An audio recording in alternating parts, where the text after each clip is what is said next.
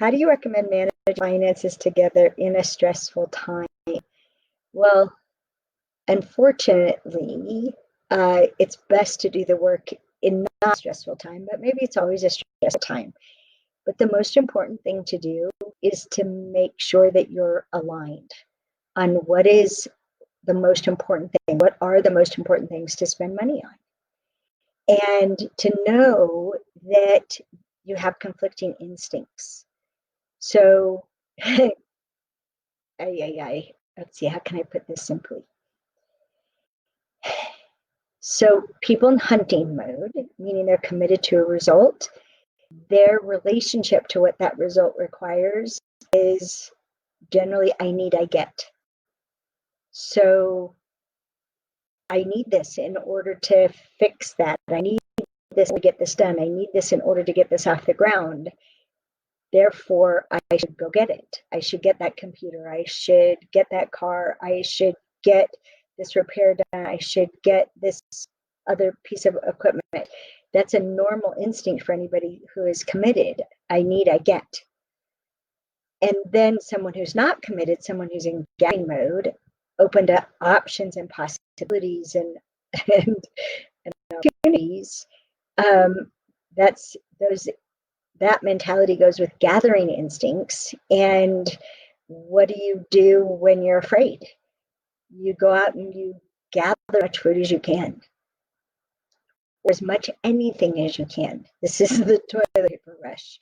The instinct to go gather and hoard is so strong, and it's actually comforting to someone in gathering. It makes us feel safe. So you would think if somebody's worried about money, they would spend less money. But in general, that's not what happens. People worried about money spend more money. Spend money on what things we're sure we need in order to stay safe and to provide for the people we care about. And we spend money in order to feel safe, that we have enough. We have enough in the pantry. So those two instincts they're going wild right now, and they're always in place. It's something I noticed over a period of time, that whenever I was concerned about money, I went and spent a bunch. Like, what was that about? And I got to unwind it, and I got to talk to a lot of people about it. So given how strong the instincts are, the compulsion are, the tension that drives behavior, the way, which happens in the limbic part of the brain, right? And then we have the executive center here, right? The prefrontal cortex, which is the executive override. So this would be instinct and this would be choice. We need to make our choices based upon. So if we've talked to our partner ahead of time about our values, this is something we guide you through in the Celebrating Partnership program that's on Audible and iTunes, and it's on our website. We guide you through conversations about what are your values. What are your values that you hold individually? What values are you adopting for your partnership? And those values end up applying to money, they apply to time, they apply to child rearing if you're doing that, they apply to career decisions and retirement, they apply to all kinds of things. They're where the decisions come from, values plus trusted information. So given that we're already in the middle of these stressful times, you can still set yourselves down and talk about this. What's most important to us? And one way to do that is from the future. So this is a really good trick for a whole bunch of things, okay? What you do is you put yourself on the other side. So you could yourself 2 weeks from now or a month from now, you could put yourself at the end of the year mentally, just imagine there and look back and ask the question, what will we be glad to have spent money on? What will we be proud of ourselves to have resisted, right? What will we think was a wise decision? You can stand in the future and look backwards. You know that saying that hindsight is 20/20?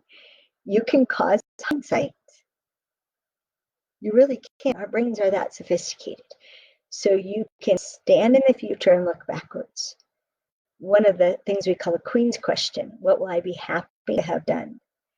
And honestly, I really loved times in my life when money was really tight. I had plenty of them. And I end up loving them because they're so clear what really matters to us. I remember once when we were living on the sale of our house, we didn't have an income. We had to live on the sale of our house. And I was talking to Greg about what are we going to do? And I asked if I'm still going to sponsor students, because we've been doing that for years, paying for children as in all the way up teenagers in college, young people whose parents couldn't afford piano lessons, but who had an institute and a passion for piano. We paid lessons. And here we were living on the sale of our house, having no income. And that was, so are we still going to do that? And the answer was yes, we're still going to do that. Even though it's coming out of our savings. Yeah, let's still. And we were aligned on that. And those are the kinds of things I love about things being slim. You get to find out more. You get to find what really matters. To find out what's not just money. It's an expression of who you really are. So those would be my suggestions.